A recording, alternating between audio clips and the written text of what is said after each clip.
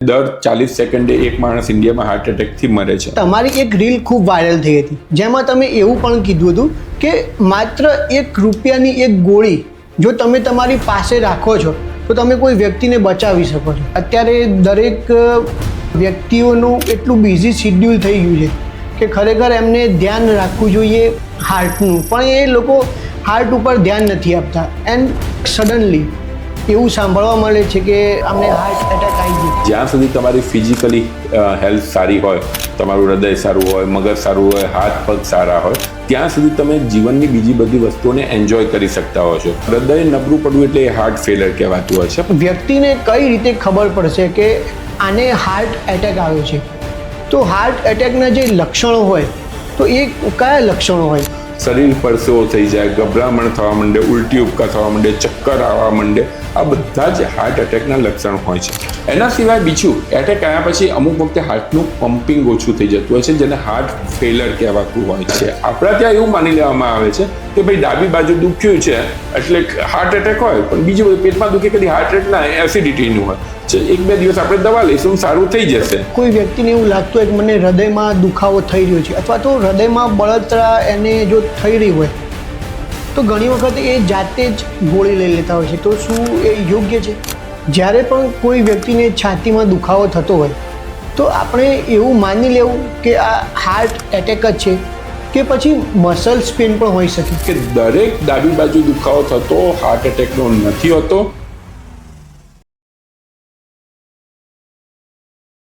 નમસ્કાર મિત્રો, જય જય ગરવી ગુજરાત. આઈ હોપ કે તમે બધા મજામાં હશો. મિત્રો, આજે જે પોડકાસ્ટ કરવા જઈ રહ્યા છીએ એ ખૂબ જ ખાસ છે, કેમ કે આજે પોડકાસ્ટ છે આપણા હાર્ટ ઉપર, આપણા હૃદય પર. આપણા રોજિંદા જીવનમાં એટલી ભાગદોડ થઈ ગઈ છે કે ખરેખર આપણે ધ્યાન રાખવાનું હોય છે. જે મહત્ત્વનું છે, જે ખાસ મહત્ત્વનું ધ્યાન રાખવાનું છે એ છે હાર્ટ, એ છે હૃદય. અને એ હૃદયનું ધ્યાન રાખ્યા વગર આપણે આપણા રોજિંદા જીવનમાં એટલા વ્યસ્ત થઈ ગયા છે કે એ તરફ ધ્યાન જ નથી આપતા, અને અચાનક જ આપણને એવું સાંભળવા મળે છે કે હાર્ટ એટેક આવી ગયો. તો મિત્રો, આજની પોડકાસ્ટમાં આપણે હાર્ટ વિશે ખૂબ જ સારી માહિતી મેળવવાના છીએ. અને આજે આપણી સાથે ઉપસ્થિત છે ગુજરાતના અને અમદાવાદના જાણીતા ડૉક્ટર સ્વપ્નિલ શાહ, જે MD અને ફિઝિશિયન છે, અને એમણે ગુજરાતમાં સૌ પ્રથમવાર non invasive heart treatment centre ચાલુ કરેલું છે, અને એમને USAમાં પણ 5 વર્ષ કામ કરેલું છે. અત્યારે હાલ ડૉક્ટર સ્વપ્નિલ શાહ આપણા અમદાવાદમાં સેટેલાઇટ એરિયામાં લાઇફસ્ટાઇલ વેલનેસ ક્લિનિકની અંદર એન્જિયોગ્રાફી, બાયપાસ સર્જરી, એ સર્જરી કર્યા વિના પણ જો નસો બ્લોકેજ હોય તો એ નસોને કઈ રીતે ખુલી શકે છે એની ખૂબ સારી સારવાર આપે છે. તો આજે આપણે હૃદય પર ખૂબ સારી માહિતી મેળવવાના છીએ મિત્રો. તો ચાલો મિત્રો, આજની પોડકાસ્ટની શરૂઆત કરીએ. તો સૌપ્રથમ તો ડૉક્ટર સર, તમારું મારી પોડકાસ્ટના શોમાં સ્વાગત કરું છું. એન્ડ ખૂબ ખૂબ ધન્યવાદ કે તમે તમારો આ બિઝી શિડ્યુલમાંથી પણ અમને સમય આપ્યો. Thank you so much. આજે આપણે જે વાત કરવા જઈ રહ્યા છીએ હૃદય વિશે, આપણે જાણતા હોઈએ છીએ કે અત્યારે દરેક વ્યક્તિઓનું એટલું બિઝી શિડ્યુલ થઈ ગયું છે કે ખરેખર એમને ધ્યાન રાખવું જોઈએ ફર્સ્ટ હાર્ટનું, પણ એ લોકો હાર્ટ ઉપર ધ્યાન નથી આપતા. એન્ડ અચાનક સડનલી એવું સાંભળવા મળે છે કે અમને હાર્ટ એટેક આવી ગયો. તો હું એ પૂછવા માંગીશ કે હાર્ટ એટેક શું આ સડનલી જ આ રીતે આવી જાય છે કે પછી એના પહેલાં કોઈ સંકેત પણ આપતું હોય છે? યસ, બહુ સારો ક્વેશ્ચન કર્યો, અને ટોપિક બી તમે બહુ સારો લીધેલો છે. આપણે વર્ષોથી સાંભળતા આવ્યા છીએ કે પહેલું શું તે જાતે નડ્યા. એટલે જ્યાં સુધી તમારી ફિઝિકલી હેલ્થ સારી હોય, તમારું હૃદય સારું હોય, મગજ સારું હોય, હાથ પગ સારા હોય, ત્યાં સુધી તમે જીવનની બીજી બધી વસ્તુઓને એન્જોય કરી શકતા હો છો. તમારી જોડે કરોડો રૂપિયા કેમ ના હોય, પણ જો તમારું હાર્ટ સપોર્ટ ના કરતું હોય, તમારું મગજ સપોર્ટ ના કરતું હોય, તો એ વસ્તુના રૂપિયાનો કોઈ મતલબ નથી હોતો, કારણ કે તમે રૂપિયાથી વસ્તુ કરી દઈ શકો છો, ભગવાને આપેલી કોઈ ચીજ નથી કરી શકતા. એટલા માટે હાર્ટ વિશેનો ટોપિક એવો છે કારણ કે અત્યારે ઇન્ડિયામાં સૌથી વધુ ડેથ હાર્ટ એટેકના કારણે થાય છે, અને એ ટોપિક લેવા બદલ તમારો આભાર વ્યક્ત કરું છું. બીજું, હાર્ટ એટેક આવે છે તો સડનલી, એમાં કોઈ ડાઉટ નથી, બટ એના પહેલાં ઘણા ટાઈમ પહેલાં અમુક લક્ષણો તમને આવતા જતા હોય છે કે જેની અંદર ખબર પડે છે હાર્ટની અંદર બ્લોકેજ હોવાના. હાર્ટ બ્લોકેજ અને હાર્ટ એટેક અલગ વસ્તુ છે. હાર્ટ બ્લોકેજ એટલે કે તમારી હાર્ટને જે સપ્લાય મળે છે, બ્લડ સપ્લાય, ત્યાં આગળ કોઈ કારણથી ચબડીના થર જામવા માંડે છે. હવે જ્યારે આવું થવા માંડે ત્યારે લોકોને ચાલતી વખતે છાતીમાં દુખાવો થાય, શ્વાસ થાય, સીડી ચડતા તો કંઈ પ્રોબ્લેમ થાય, એ બધા માઇનર લક્ષણો તો દેખાતા જ હોય છે. પણ ઘણી વખત શું થતું હોય છે કે આપણે એ વસ્તુને સ્વીકારવા તૈયાર નથી હોતા, આપણે એને ઇગ્નોરન્સમાં લઈએ છીએ કે ભાઈ કંઈ નહીં હોય, મને તો કંઈ નહીં થાય, હું તો એકદમ હેલ્ધી છું, હું તો રોજ યોગા કરું છું, હું આ કરું છું, પણ એટલા માટે આને ઇગ્નોર કરીએ છીએ. અને સડનલી વન ડે એવું થાય કે કોઈ બી કારણના લીધે ગઠ્ઠો જે મેં કીધું એ છૂટો પડે છે, બીજા ગઠ્ઠા જોડે એટેચ થાય છે અને હાર્ટ એટેક સડનલી આવે છે. એટલે હાર્ટ એટેક આવે છે સડનલી, બટ એનું જે કારણ છે હાર્ટ બ્લોકેજ, એના લક્ષણો ઘણી વખત આપણને મહિનાઓ પહેલા આપણા શરીરની અંદર દેખાવા માંડતા હોય છે. રાઈટ. તો આપણે જો એવું જોઈએ કે રોજિંદા જીવનમાં આપણે ક્યારે એવું જાણી શકીએ, અથવા તો કોઈ એવા કયા સંકેતો હોય જેનાથી આપણને ખબર પડે કે ભાઈ મારું હૃદય નબળું પડી રહ્યું છે? એક્ઝેક્ટલી. સો હૃદય નબળું પડવું એટલે એ હાર્ટ ફેલર કહેવાતું હોય છે, પણ હૃદયની અંદર બ્લોકેજ અથવા હૃદયની અંદર કંઈ તકલીફ છે એ કેવી રીતે ખબર પડે? સો અત્યારે તમે ધારો કે રોજ 10 કિલોમીટર ચાલો છો, તમે સારી રીતે ચાલી શકો છો. હવે તમને થોડા દિવસથી એવું લાગવા માંડ્યું કે ના, હવે 10ના બદલે મારાથી 7 કિલોમીટર ચાલતા જ મારે બેસી જવું પડે છે, કારણ કે છાતીમાં દુખે છે, કે શ્વાસ ચડે છે, કે પરસેવો થાય છે. જે પહેલાં તમે રોજ 10 કિલોમીટર ચાલતા હતા, પણ સડનલી 1-2 મહિનાથી તમે આવું નોટિસ કરો છો, તે હાર્ટ બ્લોકેજની નિશાની છે. તો તમારે ડૉક્ટરને મળવું જોઈએ. તમે રૂટીન કામ કરી રહ્યા છો, એના માટે સીડી ચડવાનું આવે છે, પગથિયા ચડવાનું આવે છે, તમે તમારા ફ્રેન્ડ્સ જોડે કોઈ વસ્તુ રન ઉપર નીકળેલા છો, તો તમને એમ લાગે કે અત્યાર સુધી બધું બરાબર હતું, પણ છેલ્લા 3-4 મહિનાથી મારી સ્પીડ ધીમી પડી છે, મારે થોડો વચ્ચે આરામ કરવો પડે છે, તો એ હાર્ટ બ્લોકેજની નિશાની છે. એટલે એવા કોઈ લક્ષણો કે જે છેલ્લા વર્ષોથી તમને કશું નહોતું થતું, પણ છેલ્લા 3-4 મહિનાની અંદર થોડા અનયુઝ્યુઅલ થાય છે.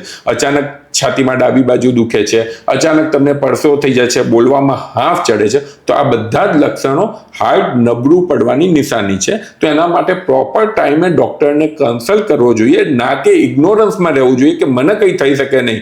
કારણ કે આપણે જેટલા બહારથી હેલ્ધી દેખાતા હોય, જરૂર નથી કે અંદરથી બી એટલા હેલ્ધી હોઈએ. એટલે આવા કોઈ શરીરમાં તમને તમારું શરીર સંકેતો આપે, ચાલતી વખતે દુખાવો થવો, ગભરામણ થવી, શ્વાસ ચડવો, બોલતી વખતે શ્વાસ ચડવો, સીડી ચડતી વખતે શ્વાસ ચડવો કે દુખાવો થવો, તો તમારા ડૉક્ટરને કન્સલ્ટ કરીને જરૂરી રિપોર્ટ કરાવવા જોઈએ. બરાબર. જ્યારે પણ ડૉક્ટરનું કન્સલ્ટ કરાવતા હોઈએ છીએ, સ્પેશિયલી જ્યારે હાર્ટ બાબતે, ત્યારે 1-2 એવા શબ્દો સાંભળતા હોઈએ છીએ કે એન્જિયોગ્રાફી કરાવી લો, એન્જિયોપ્લાસ્ટી કરાવી લો. તો આ એન્જિયોગ્રાફી શું છે? એન્ડ એન્જિયોગ્રાફીની કોસ્ટ, એન્જિયોગ્રાફી જો કરાવી હોય તો એનો કેટલો ચાર્જ થઈ શકે? સો જ્યારે તમે ત્યારે આ બધા લક્ષણો આવે છે, ડૉક્ટર જોડે જાઓ છો, એટલે ડૉક્ટર ડાયરેક્ટલી એન્જિયોગ્રાફી તમને નથી કરતા હોતા. યુઝ્યુઅલી તમને કહેતા હોય છે કે ઇસીજી એટલે કાર્ડિયોગ્રામ કરાવડાવો, ટ્રેડમિલ કરાવો, ઇકો કરાવો, થોડા લોહીના રિપોર્ટો કરાવો. એ બધા રિપોર્ટો નોર્મલ આવે તો યુઝ્યુઅલી ડૉક્ટર્સ એન્જિયોગ્રાફી કરવાનું એવોઇડ કરતા હોય છે. પણ એની અંદર કંઈક પોઝિટિવ આવ્યું, ધારો કે તમે ટ્રેડમિલ કરો છો, ટ્રેડમિલ એટલે ચાલવાનો એક ટેસ્ટ થાય છે કે જેની અંદરથી તમારું હાર્ટ બ્લોક પ્રાઇમરી સ્ટેજમાં ખ્યાલ આવતો હોય છે. જો એની અંદર કંઈ તકલીફ આવે તો એન્જિયોગ્રાફી કરાવતા હોય છે. એન્જિયોગ્રાફીની અંદર તમારા શરીરની અંદર ડાઈ નાખવામાં આવે છે, જે હાર્ટની અંદર જાય છે, એનો ફોટો પાડવામાં આવે છે. એટલે એનાથી આપણને ખબર પડતો હોય છે કે હાર્ટનું બ્લોકેજ કેટલા ટકા છે. આની યુઝ્યુઅલી કોસ્ટ 10,000થી લઈને 15,000 સુધીની કોસ્ટ થતી હોય છે. હવે અમુક એન્જિયોગ્રાફીમાં પ્રકાર છે. એક છે કન્વેન્શનલ એન્જિયોગ્રાફી, જે કાર્ડિયોલોજિસ્ટના ત્યાં એટલે કે હોસ્પિટલમાં થતી હોય છે. એક છે બીજી નવી આવી છે સીટી એન્જિયોગ્રાફી, કે જે રેડિયોલોજિસ્ટના ત્યાં થતી હોય છે, જેની અંદર ખાલી અહીંથી ડાઈ નાખવામાં આવે છે, છેક અંદર સુધી તાર લઈ જવામાં નથી આવતો હતો. તો એ બી લગભગ કન્વેન્શનલ એન્જિયોગ્રાફી જેટલી જ એક્યુરેટ ગણાય. એટલે દરેક પેશન્ટે જરૂરી નથી કે એન્જિયોગ્રાફી કરવા માટે હોસ્પિટલમાં દાખલ થવું જ પડે. ઘણી વખત રેડિયોલોજિસ્ટના ત્યાં બી આ સીટી એન્જિયોગ્રાફી થતી હોય છે. બરાબર. એન્ડ જ્યારે પણ કોઈ બી હાર્ટ ડિઝીઝ હોય ત્યારે આપણને જાણવા મળ્યું કે એન્જિયોગ્રાફી તમારે કરાવવી પડશે. તો શું આ એન્જિયોગ્રાફી એ લાસ્ટ ઓપ્શન એન્જિયોગ્રાફી છે કે એન્જિયોગ્રાફી સિવાય કોઈ એવો ઓપ્શન ખરો કે એન્જિયોગ્રાફી ના કરાવવી પડે? એક્ઝેક્ટલી. હવે છે ને એવું થતું હોય કે જ્યારે બી થોડા ઘણા આવા લક્ષણો લાગતા હોય એટલે ઘણી વખત એમ કહેવામાં કે એન્જિયોગ્રાફી જ કરાવી દો. હવે એન્જિયોગ્રાફી એક્યુરેટ રિઝલ્ટ છે, 100% તમને એમાં ખ્યાલ આવતો હોય છે, પણ દરેક પેશન્ટ માટે સુટેબલ નથી હોતું. ઘણા લોકોને કિડનીની બીમારી છે, ઘણાની ઉંમર બહુ મોટી છે, ઘણા લોકો મેન્ટલી ફિટ જ નથી કે બાયપાસ સર્જરી કે સ્ટેન્ટ કરાવી શકે. આવા કેસીસની અંદર જો તમે એન્જિયોગ્રાફી કરાવડાવો પછી બાયપાસ સર્જરી કે સ્ટેન્ટનો ઓપ્શન હોતો જ નથી, તો એન્જિયોગ્રાફીનો કોઈ મતલબ નથી હોતો. તો એના બદલે અમે અમુક એવા ટેસ્ટ કહેતા હોય છે કે જેવી રીતે સીટી કોરોનરી કેલ્શિયમ સ્કોર કહેવાય છે, જે એન્જિયોગ્રાફી જેટલું એક્યુરેટ નથી, પણ 70-80% કેસીસની અંદર તમને આઈડિયા આવી જાય છે કે બ્લોકેજ છે, અને પછી અમે હાર્ટની દવા ચાલુ કરીને કહેતા હોઈએ છીએ કે તમે જુઓ જીવનશૈલી બદલો, હાર્ટની દવાઓ ચાલુ કરો, કેટલો ફાયદો લાગે છે, તો પછી તમારે બાયપાસ કે સ્ટેન્ટની જરૂર ના પડે. દરેક કેસ ઇન્ડિવિજ્યુઅલ રીતે નક્કી કરવું પડે કે ખરેખર આની અંદર એન્જિયોગ્રાફીની જરૂર છે, આમાં સીટી એન્જિયોગ્રાફીની છે કે આમાં સીટી કોરોનરી કેલ્શિયમ સ્કોરની જરૂર છે, અને એ પ્રમાણે આગળનું ડિસિઝન આપણે લઈ શકતા હોઈએ છીએ. ખૂબ સરસ.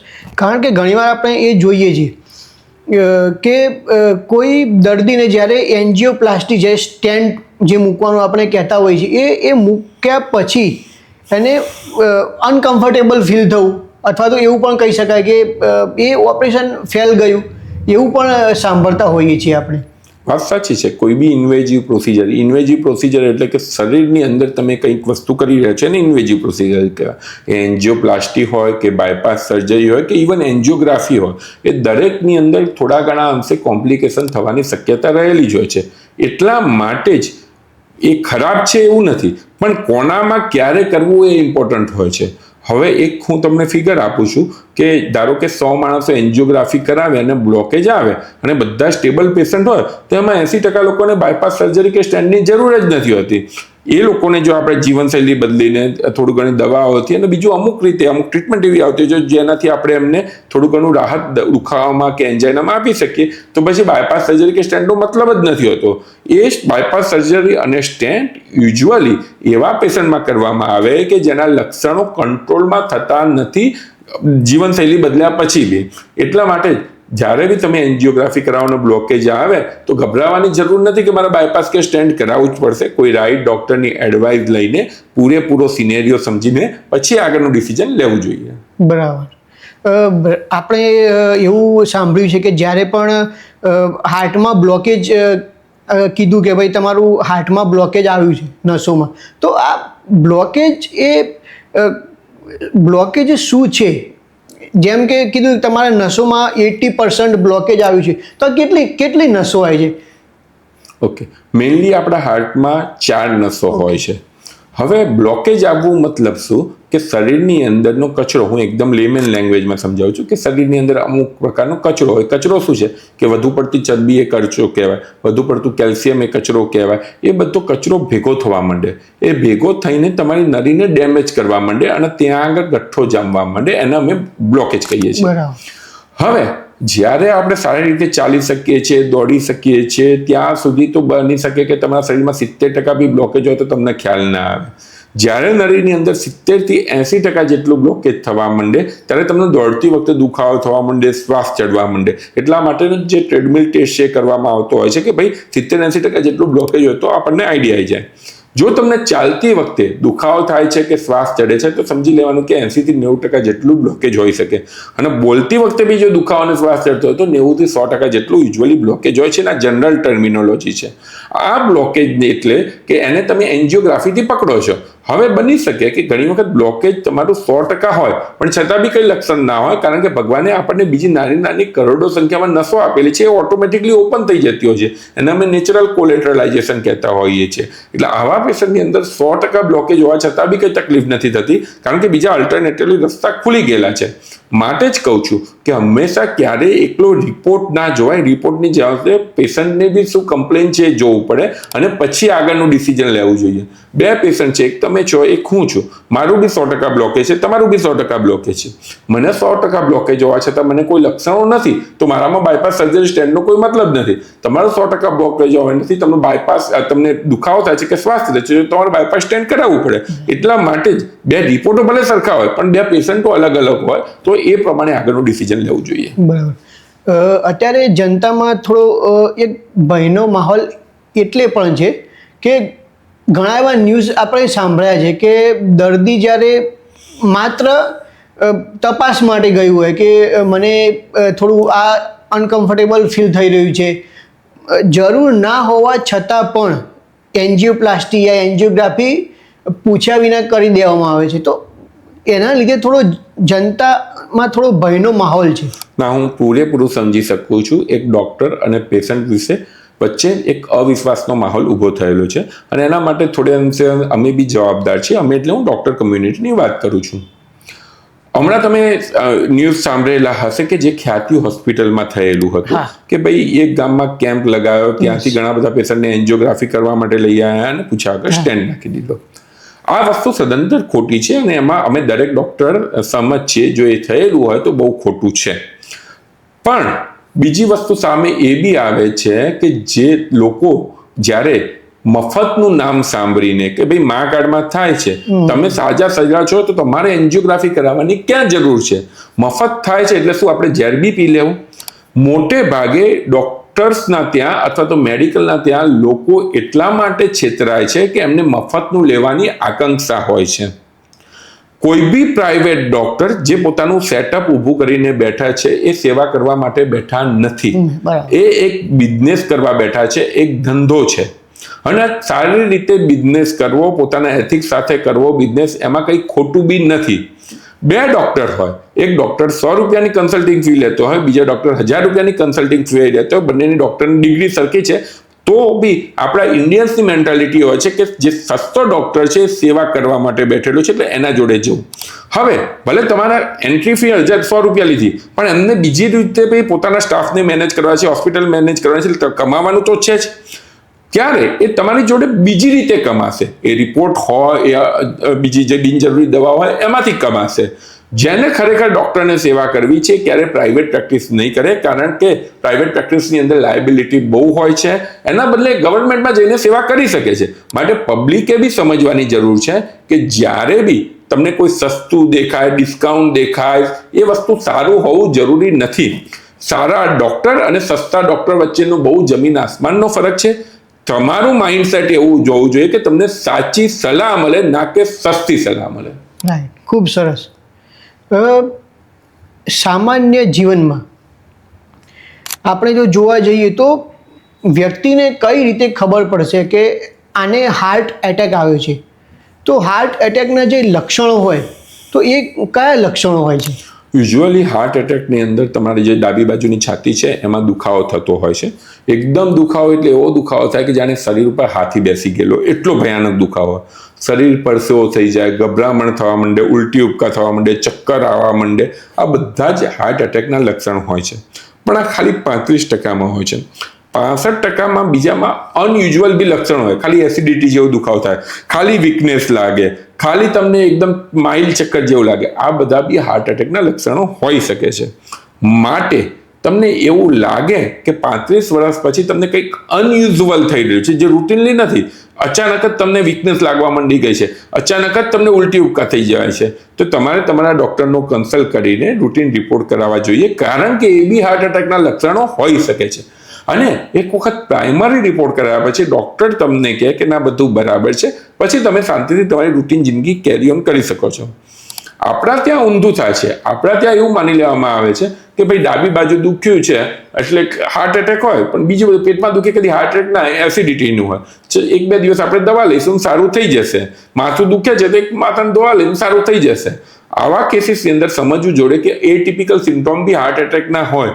અમારા ત્યાં ઘણા એવા પેશન્ટ આવે છે કે જેના દાંતમાં દુખાવો, ચાલતી વખતે દાંતમાં દુખાવો થતો વર્ષોથી થતો હોય. એક દાંત કરાવો, 2 દાંત કરાવો, આખું જડબું નીકાળી દીધેલું હોય, અને છતાં બી એ દુખાવો ના જતો, અને પછી ખબર પડી કે આ તો હાર્ટ બ્લોકેજ હતું. આપણા તો એવા બી પેશન્ટ આવે છે કે જેને રાત્રે માની લીધું એસિડિટી હોય, મારા ઘરમાં કોઈને ઉઠાડવા નથી એટલા માટે શાંતિથી સુઈ ગયા અને બીજા દિવસે બિચારા ઉઠી બી ના શક્યા હોય. તો આ બધી વસ્તુ હાર્ટ એટેકના હોઈ શકે છે. માટે કોઈ પર્ટિક્યુલર ડેફિનેશનને ફોલો કર્યા વગર તમને લાગે કે તમારા શરીરની અંદર કંઈ અજુગતું થઈ રહેલું છે, then you have to consult the doctor. Yes, ખૂબ સરસ. તો સરે જેમ કીધું એમ એક શબ્દ ઉમેરીશ કે જાતે કદી પણ ડૉક્ટર બનવું નહીં. જ્યારે કંઈ પણ એવું લાગે કે ભાઈ સરે જે પ્રમાણે કીધું તો તરત જ ડૉક્ટરનું કન્સલ્ટ કરવું. જ્યારે પણ કોઈ વ્યક્તિને એવું લાગતું હોય કે મને હૃદયમાં દુખાવો થઈ રહ્યો છે અથવા તો હૃદયમાં બળતરા એને જો થઈ રહી હોય તો ઘણી વખત એ જાતે જ ગોળી લઈ લેતા હોય છે કે મને એસિડિટીનું કદાચ એસિડિટીનું પેન થઈ રહ્યું છે, તો શું એ યોગ્ય છે? ના, જેમ વાત થઈ એમ કે ઘણી વખત હાર્ટ એટેકનો દુખાવો બી એસિડિટી જેવો હોઈ શકે છે. અમુક વખતે જ્યારે રૂટીનલી કોઈને એસિડિટી એવરીડે થતી હોય તો એ લે બરાબર છે, પણ સમહાવ તમને એસિડિટી જેવો દુખાવો થાય છે, ગભરામણ થાય છે, તો બની શકે હાર્ટ એટેક બી હોઈ શકે છે. તો આવા કેસીસની અંદર તમારી ઇમરજન્સીની અંદર ડૉક્ટરનો કન્સલ્ટ કરી પ્રોપર રિપોર્ટ કરાવવા જોઈએ અને રિપોર્ટ નોર્મલ આવે પછી જ દવા લેવી જોઈએ. તમને આજ યાદ હોય તો આજથી થોડા દિવસ પહેલાં માયાભાઈ આહિરને જે હાર્ટની તકલીફ થઈ હતી એમનો એક પ્રોગ્રામમાં જવાના હતા. પ્રોગ્રામમાં જતા પહેલાં એમને થોડુંક અનકમ્ફર્ટેબલ ફીલ થવા માંડ્યું. હવે આ રૂટીન સિનેરિયો છે, તમે ખાલી તમારી રીતે જોજો એને કે માયાભાઈ આહિરને હજુ અડધો પોણો કલાક પછી પ્રોગ્રામ હતો, એમને લાગ્યું કે મજા નથી કંઈ, તો એમને કરાવડાયો કાર્ડિયોગ્રામ ECG અને બીજો બ્લડનો રિપોર્ટ છે ટ્રોપાઇન. ECG નોર્મલ આવ્યો એટલે આપણને એમ લાગે કે ભાઈ બધું બરાબર છે, એ પ્રોગ્રામની અંદર બી ગયા, પણ અડધો પોણો કલાક પછી જે બ્લડનો રિપોર્ટ જે ટ્રોપાઈ થયો એની અંદર એ ટ્રોપાઈ પોઝિટિવ આવ્યો. એનો મતલબ કે એમને હાર્ટ એટેક આવી ચૂકેલો હોય અથવા તો હાર્ટ એટેક ચાલુ છે. આવા કેસીસની અંદર ભલે એમને ત્યારે કંઈ થતું નહોતું પણ ઇન્ટરનલી હાર્ટ એટેક ચાલુ હોય એવું બની શકે અને એમને ચાલુ પ્રોગ્રામ છોડીને એક પ્રાઇવેટ હોસ્પિટલમાં દાખલ થવું પડ્યું અને બની શકે કે સ્ટેન્ટ નાખવામાં આવેલો હોય. તો આ બધી વસ્તુ સમજવાની જરૂર છે કે જ્યારે બી કોઈ તમને અનકમ્ફર્ટેબલ વસ્તુ લાગે તો પોતાની જાતે ડૉક્ટર બન્યા વગર ડૉક્ટરનો કન્સલ્ટ કરવો જોઈએ. અને આપણે આને જો ઊંધી રીતે લઈએ તો સપોઝ કદાચ માયાભાઈ આહિરે એને ઇગ્નોર કરેલું હોય તો બની શકે કે ના બનવાનું બી બની શકે. એટલા માટે કોઈ બી વસ્તુને જ્યારે તમે તમારા લિમિટેશનની અંદર સમજવું જોઈએ. તમે જ દરેક વસ્તુના એક્સપર્ટ છે એવું ના સમજવું જોઈએ. ક્યારે બી અજુગતું લાગે તો ડૉક્ટરનો કન્સલ્ટ કરવો જોઈએ. સાચી વાત છે. તમે જેમ કીધું એમ ધારો કે કોઈને હાર્ટ એટેક આવ્યો છે, હાર્ટ એટેક ચાલુ જ છે, અને હું એક કહેવા માંગીશ કે તમારી એક રીલ ખૂબ વાયરલ થઈ હતી જેમાં તમે એવું પણ કીધું હતું કે માત્ર ₹1ની એક ગોળી જો તમે તમારી પાસે રાખો છો તો તમે કોઈ વ્યક્તિને બચાવી શકો છો. વાત સાચી છે અને એમાં હું થોડોક ભૂલ કરેલી હતી. ₹1ની બી ગોળી નથી, 80 પૈસાની ગોળી છે, બરાબર. ₹8ની અંદર તમારી જોડે 10 એ દવા આવતી હોય છે. દવાનું નામ છે ડિસ્પિરિન. તમારા નજીકના મેડિકલ સ્ટોરમાં જાઓ, ₹8 આપો અને 10 મેડિકલની એક સ્ટ્રીપ લો જેનું નામ છે ડિસ્પિરિન. એ જ ડિસ્પિરિન કે જે તમે માથાના દુખાવામાં વાપરો છો, એ જ ડિસ્પિરિન કે તમે ઘણી વખત બોડી પેઇન માટે વાપરો છો. જ્યારે બી હાર્ટ એટેક આવે ત્યારે એ ડિસ્પિરિન લેવામાં આવે. લેવાની રીત બી ઇમ્પોર્ટન્ટ છે. એને કાં તો ઓગાળવામાં આવે કાં તો ચાવી જવામાં આવે તો એ તરત જ તમારા બ્લડની અંદર જશે, જે ગઠ્ઠાના કારણે હાર્ટ એટેક આવે છે એના ઉપર એટેક કરશે, ગઠ્ઠાને તોડવામાં મદદરૂપ કરશે અને પ્રાઇમરી તમને હાર્ટ એટેકથી બચાવી શકે છે. સ્ટડી એવું કહે છે કે 100 માણસોને હાર્ટ એટેક આવે એમાંથી જો 100ને ડિસ્પિરિન આપવામાં આવે તો 30% લોકોની જાન બચી શકે છે, જે બહુ મોટો આંકડો છે. અને એના પછી તમે હોસ્પિટલમાં જઈ શકો છો અને પ્રાઇમરી ટ્રીટમેન્ટ લઈ શકો છો. માટે દરેક માણસે નાના ગામમાં દિલ ફેરવવી અથવા તો આ સંદેશો આપવો એ તમારી જવાબદારી છે કે દરેકના ઘરમાં ડિસ્પિરિન ટેબ્લેટ હોવી જોઈએ. કોઈને બી હાર્ટ એટેકના લક્ષણો આવે તો તરત પહેલાં એ આપી દેવી જોઈએ. કદાચ હાર્ટ એટેક નથી અને લેવાઈ બી ગઈ તો બી એની કોઈ મેજર સાઇડ ઇફેક્ટ નથી જો તમારે બ્લીડિંગ ટેન્ડન્સી ના હોય તો. માટે આ વસ્તુને તમે સારી રીતે લોકો સુધી પહોંચાડવામાં મદદરૂપ બનો છો, એના માટે હું તમારો આભારી છું. ખૂબ ખૂબ સરસ. ઘણી વખતે જનરલી આપણે આજ એક શબ્દ સાંભળતા હોઈએ છીએ કે જે તે વ્યક્તિને હાર્ટ એટેક આવ્યો, પણ મેં 2 વસ્તુઓ સાંભળેલી છે. એક છે હાર્ટ એટેક અને બીજું છે કાર્ડિયાક એરેસ્ટ. તો આ હાર્ટ એટેક અને કાર્ડિયાક એરેસ્ટ બંને વચ્ચે શું ડિફરન્સ છે? બંને વચ્ચે બહુ જમીન આસમાનનો ફરક છે. આપણું જ્યારે હાર્ટ કામ કરે છે અને હાર્ટને મળતો બ્લડ સપ્લાય ખોરવાય છે બ્લોકેજના કારણે, ત્યારે અમુક હાર્ટની અંદર બ્લડ નથી મળતું. પાણી વગર જેમ માછલી તડફડિયા મારે એમ હાર્ટનો એ ભાગ તડફડિયા મારવા માંડે છે અને તમને સિવિયર દુખાવો થાય છે, ગભરામણ થાય છે, પરસેવો થાય છે. એ હાર્ટ એટેક છે. એ હાર્ટ બ્લોકેજના કારણે થયેલું છે. બ્લોકેજને દૂર કરવા માટેના કાં તો ઇન્જેક્શન આપવામાં આવે કાં તો સ્ટેન્ટ મૂકવામાં આવે તરત, તો તમારું એ જાન બચી શકે છે. કાર્ડિયાક એરેસ્ટ એટલે શું? કાર્ડિયાક એરેસ્ટ એટલે તમારું હાર્ટ ધબકે છે અને સડનલી કોઈ બી કારણના લીધે સ્ટોપ થઈ ગયું. એ સિવિયર હાર્ટ એટેકના લીધે બી હોઈ શકે, પણ બીજા કોઈ બી કારણ, ધારો કે અચાનક જ તમને બહુ ઠંડીમાં નાખી દેવામાં આવે છે તો તમારું હાર્ટ બંધ થઈ જાય છે. અચાનક તમને એવા કોઈ ન્યૂઝ મળે છે કે જેથી તમને સદમો લાગે છે, તમારું હાર્ટ બંધ થઈ જાય છે, એટલે તમારું હાર્ટ જે ધબકતું હતું એ તરત બંધ થઈ જાય છે. હવે આવા ધબકતા હાર્ટને ચાલુ કરવા માટે તમારે એના ઉપર ધક્કો મારવો પડતો હોય છે, જેને CPR ટેકનિક કહેવાય છે. એટલે જે હાર્ટ એટેક હતું એના માટે તમારે અમુક ઇન્જેક્શનનો સ્ટેન્ટ મૂકવામાં આવે છે. કાર્ડિયાક એરેસ્ટ માટે તમારે CPR કે જે છાતી ઉપર ચડીને જે પ્રેશર આપવામાં આવતું હોય છે એ કરવામાં આવતું હોય છે.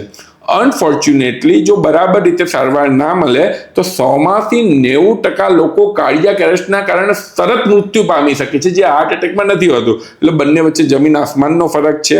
જ્યારે બી કોઈ પેશન્ટ બેભાન થઈ જાય, અનકોન્શિયસ હોય, તમે બોલાવો છતાં બી ના બોલે, તો એ કાર્ડિયાક એરેસ્ટ હોય, હાર્ટ એટેક હોવાની શક્યતા ઓછી છે. બરાબર, ખૂબ સરસ.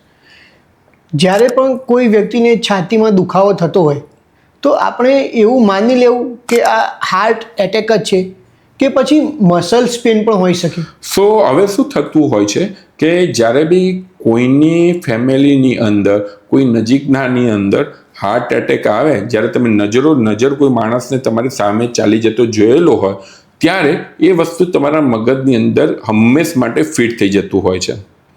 પછી 2-4 મહિના પછી કોઈ કારણના લીધે તમને એસિડિટી થઈ કે સ્નાયુનો દુખાવો થયો અને તમારા મગજના થાય કે મને હાર્ટ એટેક તો નહીં હોય, ચલો જઈને હું રિપોર્ટ કરાવું. તમે રિપોર્ટ કરાયા, રિપોર્ટ બધા નોર્મલ આવ્યા, છતાં બી તમારા મગજનો ડર એ જતો નથી હોતો. માટે સમજવું જોઈએ કે દરેક ડાબી બાજુ દુખાવો થતો હાર્ટ એટેકનો નથી હોતો. પ્રાઇમરી ઇન્વેસ્ટિગેશન તમારા જો નોર્મલ આવે, તમારા ડૉક્ટર કહે કે તમને હાર્ટનો નથી, એ સ્નાયુનો દુખાવો હોઈ શકે છે, તો તમારે એમના ઉપર ભરોસો કરીને બીજા ખાલી ખોટા ઇન્વેસ્ટિગેશન્સ ના કરાવવા જોઈએ. કારણ કે ક્યારેય બી તમારા મગજમાં જે ઘૂસેલો છે એનો કોઈ ઈલાજ નથી. તમને હાર્ટનો ઈલાજ છે પણ મગજના ડરનો ઈલાજ કોઈ નથી. અને હંમેશા અમે જોયેલું છે કે જે લોકો ખરેખર હાર્ટ એટેકના લીધે હેરાન થાય છે એના કરતાં એના ડરના લીધે વધુ હેરાન થતા હોય છે. અમુક અમારી જોડે હમણાં જ એક પેશન્ટ એવું હતું કે જેને દુબઈથી અમે વિડીયો કોલ ઉપર કન્સલ્ટેશન કરેલું હતું. સમહાવ એ કોઈ રિપોર્ટ કરાવવા ત્યાં આગળ ગયા, દુબઈના ત્યાં હોસ્પિટલમાં, અને ત્યાંથી કોઈ ડૉક્ટર દ્વારા એમ કહેવામાં આવ્યું કે તમારે બ્લોકેજ છે અને તમને કદાચ એટેક આવી શકે. એ વસ્તુ એમના મગજમાં એવું પેસી ગયું કે 1 મહિના સુધી એ એવરી ડે પોતાના કામ ઉપરથી હોસ્પિટલના ગ્રાઉન્ડના પાર્કિંગમાં જાય, પાર્કિંગમાં જઈને સૂઈ જાય. એમને એમ કે એટેક આવે તો તરત જ મારે હોસ્પિટલમાં જઈ શકું. એટલે આ લેવલનો ડર લોકોને હેરાન કરે છે. અમુક લોકો એવા છે કે એમના મગજમાં એટલો બધો ડર પેસી ગયો છે કે બહાર જાય એટલે પહેલાં સારી હોટલની, સારી હોસ્પિટલ શોધે છે. એના લીધે એમની ફેમિલી લાઈફ, વાઈફ જોડે ઝઘડા થાય છે, એમની પર્સનલ લાઈફ ડિસ્ટર્બ થાય છે, ફાઇનાન્શિયલી ખાલી થઈ જતા હોય છે કારણ કે રિપોર્ટો કરાવતા હોય છે. માટે તમારે એક બેલેન્સ રાખવું પડે, ડૉક્ટરને બતાવીને સાચી સલાહ લેવી જોઈએ, અને ડૉક્ટર કે નથી તો પછી એમના ઉપર ટ્રસ્ટ કરીને આગળ વધવું જોઈએ. રાઈટ. કોલેસ્ટ્રોલ અને હૃદય વચ્ચેનું રિલેશન તમે જણાવી શકશો? સો કોલેસ્ટ્રોલ એટલે આપણે સાદી ભાષામાં કહીએ તો ચરબી.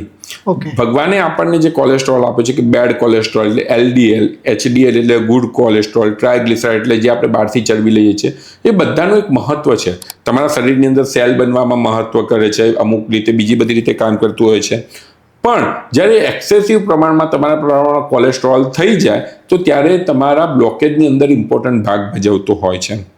આજથી 50 વર્ષ પહેલાં લોકો જ્યારે ખેતી કરતા હતા, મજૂરી કરતા હતા, ત્યારે 10-10 રોટલી હોય કે એમની અંદર ઘી લગાડેલું હોય તો એ પચી જતું હતું. અત્યારે કન્ડિશન એવી છે કે આપણો ખોરાક એ રહેલો છે પણ ફિઝિકલ એક્ટિવિટી સાવ ઓછી થઈ ગઈ છે. એટલે જે એક્સ્ટ્રા કોલેસ્ટ્રોલ છે, એક્સ્ટ્રા ચરબી છે, તમારા નસોની અંદર જમા થવા માંડે છે અને બ્લોકેજ થવા માંડે છે. ત્યારે આપણે કહીએ કે ભાઈ મારા બાપ દાદા તો આટલું બધું ખાતા હતા, એમને કોઈ તકલીફ નથી, કારણ કે સામે એટલું એમની ફિઝિકલ એક્ઝર્શન હતું. અત્યારે આપણી જોડે એ વસ્તુ નથી, એટલા માટે તમારું બેલેન્સ થોડું લિમિટેડ કરવું પડે. જેમાંથી બેડ કોલેસ્ટ્રોલ વધુ મળતું હોય એ બધી વસ્તુ થોડી એવોઇડ કરવી જોઈએ. અને જો તમે સામે વર્કઆઉટ કરતા હો તો તમે ડેફિનેટલી લઈ શકો છો, પણ એટલું ના થતું હોય તો તમારે કોલેસ્ટ્રોલનું પ્રમાણ ઘટાડવું જોઈએ. કે ખૂબ સરસ. આપણે જો જોવું હોય તો મોસ્ટ જે કોમન હાર્ટ ડિઝીઝ છે તો એ કયા ડિઝીઝ છે? So mainly common heart disease કહેવાય heart attack. Okay. Heart attack એ બહુ મોસ્ટ કોમન ડિઝીઝ છે. દર 40 સેકન્ડે એક માણસ ઇન્ડિયામાં હાર્ટ એટેકથી મરે છે. એના સિવાય બીજું, એટેક આવ્યા પછી અમુક વખતે હાર્ટનું પમ્પિંગ ઓછું થઈ જતું હોય છે, જેને હાર્ટ ફેલર કહેવાતું હોય છે.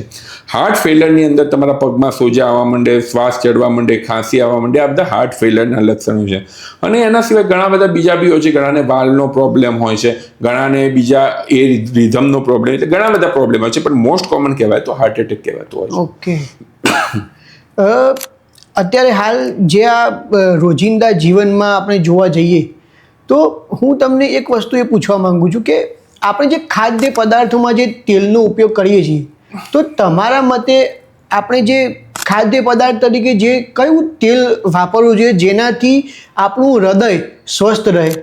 સો યુઝ્યુઅલી દરેક તેલ તો મતલબ કે એટલું સારું છે જ નહીં. લિમિટેડ એમાઉન્ટમાં લેવામાં આવે તો કોઈ બી તેલ સારું છે, પણ ઓલિવ ઓઇલ પણ અનફોર્ચ્યુનેટલી કોસ્ટલી આવતું હોય છે. ઓલિવ ઓઇલ તમારા કોલેસ્ટ્રોલ માટે ઘણું સારું છે, એનું જો સ્પ્રિંકલ કરવામાં આવે અથવા તો લિમિટેડ એમાઉન્ટમાં યુઝ કરવામાં આવે તો ઓલિવ ઓઇલનો જો તમે ફાઇનાન્શિયલી કમ્ફર્ટેબલ હો તો એનો યુઝ કરી શકો છો. બાકી તો દરેક તેલ સરખા છે, એના માટે તમારે લિમિટેડ એમાઉન્ટમાં તમારે લેવું જોઈએ.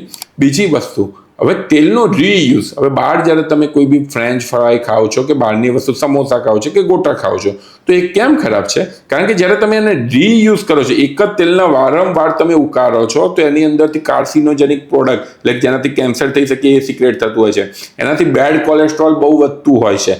એટલા માટે તમે કહો કે ઘરે સમોસા ખાઓ અને બહાર સમોસા ખાઓ, તો બંનેની અંદર તમારા હેલ્થની અંદર સારો એવો ફરક પડતો હોય છે.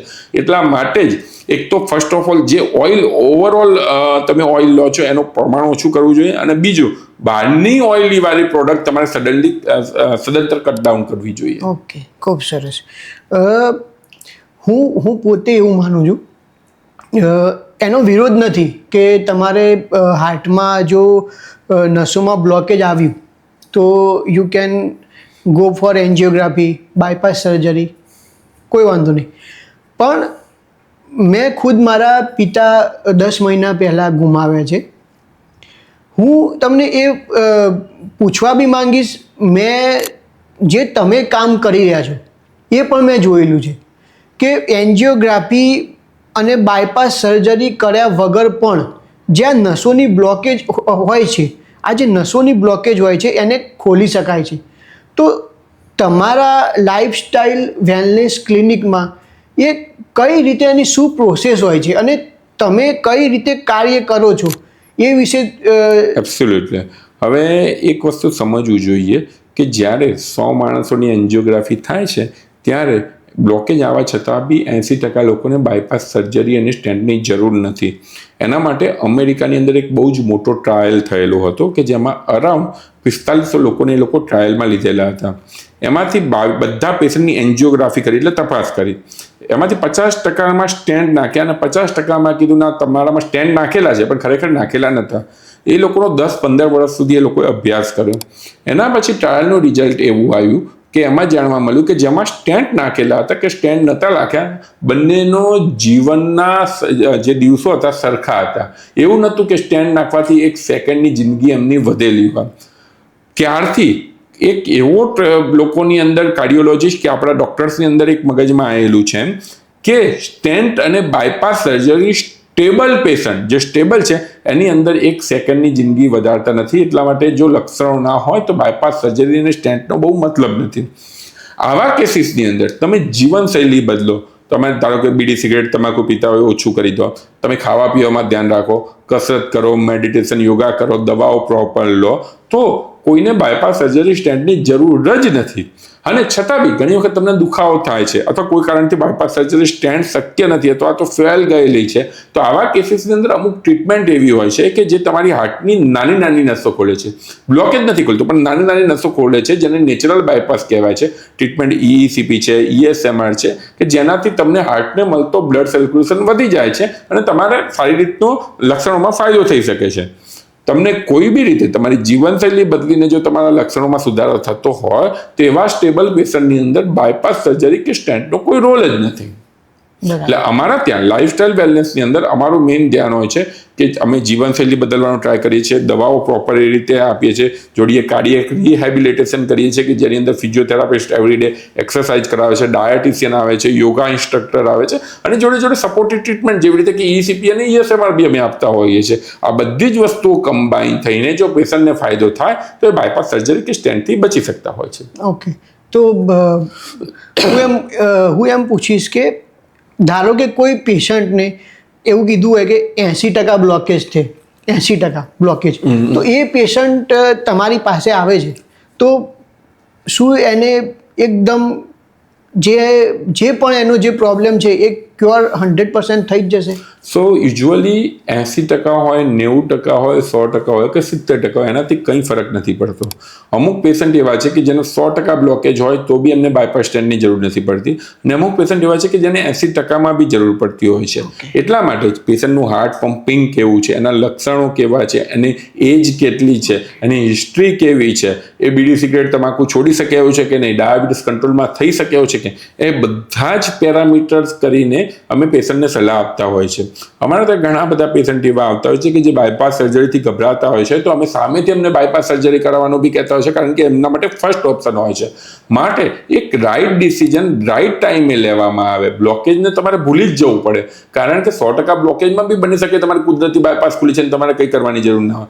80%માં બી બને કે તમારે સ્ટેન્ટ કરાવવાની જરૂર પડે. સો એ બધી વસ્તુઓ ડૉક્ટર્સના વિઝડમ ઉપર, ડૉક્ટર્સના એક્સપિરિયન્સ ઉપર બી આધાર રાખતો હોય છે. એટલે આવા કેસીસની અંદર અમે ટ્રાય કરતા હોઈએ છીએ કે પેશન્ટનું પ્રોપર કાઉન્સેલિંગ કરીએ, એમને સારામાં સાચો રસ્તો બતાવીએ, અને કોઈ બી મેડિકલ ટ્રીટમેન્ટ 100% તો છે જ નહીં, નથી બાયપાસ સર્જરી, નથી સ્ટેન્ટ, નથી જે અમે કરી રહેલા છે, પણ ઓવરઓલ જો રેશિયો જોવા મળે તો 80 થી 85% લોકોમાં ફાયદો થતો હોય છે, અને એવા પેશન્ટને પછી આગળ કોઈ ઇન્વેઝિવ પ્રોસિજર કરાવવાની જરૂર નથી પડતી હોતી. ઓકે. બીજું એક આપણે એ પણ સાંભળ્યું છે કે હું એ પૂછીશ કે હાર્ટ ફેલિયર એ શું છે? હવે આપણે જોઈએ તો નોર્મલી આપણું હાર્ટનું પમ્પિંગ 50 થી 65% હોય છે. ઓકે. એનો મતલબ એ કે આપણા હાર્ટની અંદર જે 100 ml બ્લડ આવે છે એ એક બીટ એટલે કે એક પલ્સ એટલે કે ધબકારાની અંદર 50 થી 65 ml હાર્ટ આખા શરીરને પહોંચાડે છે. ઘણી વખત હાર્ટ એટેક આવ્યા પછી ઓર કોઈ કારણથી હાર્ટની દિવાલ ડેમેજ થતી હોય છે અને પમ્પિંગ ઓછું થઈ જતું હોય છે, એને હાર્ટ ફેલર કહેવાતું હોય છે. જ્યારે પમ્પિંગ બહુ જ ઓછું થઈ જાય ત્યારે હાર્ટની અંદર એ બ્લડ જમા થવા માંડે છે, એના લીધે ફેફસામાં જાય છે, પગમાં જાય છે, અને એના લીધે ફેફસાની અંદર ખાંસી થવા માંડે, સોજા આવવા માંડે, પેશાબ ઓછો થઈ જાય. આ બધા હાર્ટ ફેલરના લક્ષણો છે. આવી કન્ડિશનની અંદર અમુક એવી દવાઓ આપવામાં આવે છે કે જેનાથી શરીરનું ફ્લુઇડનું પ્રમાણ ઓછું થઈ શકે, ઓર એલ્સ બહુ જ ઓછું હાર્ટનું પમ્પિંગ હોય તો અમે અમુક એવી ટ્રીટમેન્ટ બી સજેસ્ટ કરતા હોય છે કે જેનાથી કદાચ હાર્ટનું પમ્પિંગ વધવાની શક્યતા રહેતી હોય છે. સો આ બધી વસ્તુમાં એક જોઈન્ટલી એક ફેમિલી અમે ડિસિઝનમાં આપતા હોય છે કે ભાઈ તમારું ભાઈ 15-20% પમ્પિંગ છે તો આવા કેસીસની અંદર બાયપાસ સર્જરી સ્ટેન્ટ શક્ય જ નથી. તમારે કરાવવું હશે તો નવું હાર્ટ નખાવવું પડશે. એના પહેલાં જો આપણે કોઈ બી રીતે પમ્પિંગ વધારી શકીએ દવાઓ કે ટ્રીટમેન્ટથી તો પછી તમારે કદાચ બને છે કે હાર્ટ ટ્રાન્સપ્લાન્ટથી બચી શકો. એટલે હાર્ટ ફેલર બહુ ઇમ્પોર્ટન્ટ ટોપિક છે. એનો મતલબ એ નથી કે તમારું હાર્ટ સદંતર કામ કરતું બંધ થઈ ગયું છે, પણ હા થોડા અંશે હાર્ટ ડેમેજ થયું છે જેના લીધે હાર્ટની ક્ષમતા ઘટેલી છે. બરાબર. આપણું જે હાર્ટ છે એનું પમ્પિંગ કેટલું હોવું જોઈએ? ઓકે, હવે આ છે ને એક બહુ સરસ ક્વેશ્ચન છે. ઘણા લોકોને એમ છે, અમે કહીએ કે તમારું હાર્ટ 60% જેટલું પમ્પિંગ છે તો એ લોકો કે 100% કેમ નથી? ખરેખર ભગવાને આપણી હાર્ટની રચના જ એવી કરી છે કે જો 50 થી 65% નોર્મલ ગણાય, જો કોઈનો 75-80% હોય તો એ ઉપરથી એબનોર્મલ ગણાય. એટલા માટે નોર્મલી હાર્ટનું પમ્પિંગ 50 થી 65% જેટલું હોવું જોઈએ. ઓકે. આપણી જનતાને તમે કોઈ ટિપ્સ આપવા માંગતા હોય તો એ તમે જણાવી શકો છો.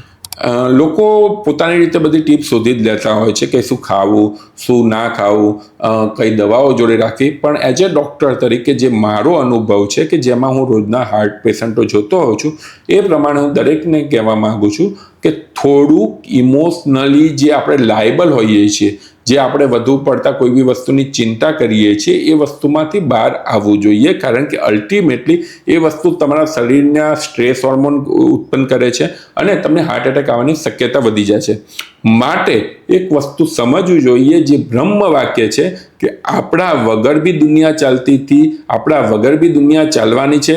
આપણે હશું કે નહીં હોઈએ એક સેકન્ડનો એક કોઈને ફરક પડવાનો નથી. માટે તમને જે જિંદગી આપેલી છે એ જિંદગીને જેટલો નિચોડ મળે, જેટલું ફન મળે, જેટલું તમને એનાથી ખેંચી શકો એટલું ખેંચો, એ જ સાચું છે. બાકી ભવિષ્યના વિચારમાં ચિંતા કરીને તમારે પ્રેઝન્ટ જિંદગી બદલવાનો કોઈ મતલબ નથી. ખૂબ સરસ. સો ડૉક્ટર સર, તમારો ખૂબ ખૂબ આભાર વ્યક્ત કરું છું. તમે આજે અહીંયા પોડકાસ્ટમાં આવ્યા અને ખૂબ જ સારી માહિતી આપી કે જે આપણી જનતાને એનો ખૂબ લાભ થશે. And once again thank you so much. ના, બહુ સારું રહ્યું, મજા આવી પોડકાસ્ટની, અને લોકો સુધી એક સાચી ઇન્ફોર્મેશન પહોંચે અમારો ટ્રાય હોય છે, અને એના માટે જ અમે અલગ અલગ રીતે લોકો સુધી પ્રેઝન્ટ થતા હોઈએ છીએ. અને છતાં બી તમને હાર્ટ રિલેટેડ કોઈ બી હોય ક્વેશ્ચન, તમે અમારા લાઇફસ્ટાઇલ વેલનેસના ઇન્સ્ટાગ્રામનું પેજ છે એની અંદર તમે કરી શકો છો. ભલે તમને રિપ્લાય ના મળે પણ અમારા ધ્યાનમાં હોય જ છે ને અમે એના ઉપર ડેફિનેટલી વિડીયો બનાવીશું. Okay, thank you. તો મિત્રો, આ હતી આપણી આજની પોડકાસ્ટ. આઈ હોપ કે તમને પોડકાસ્ટ પસંદ આવી હશે.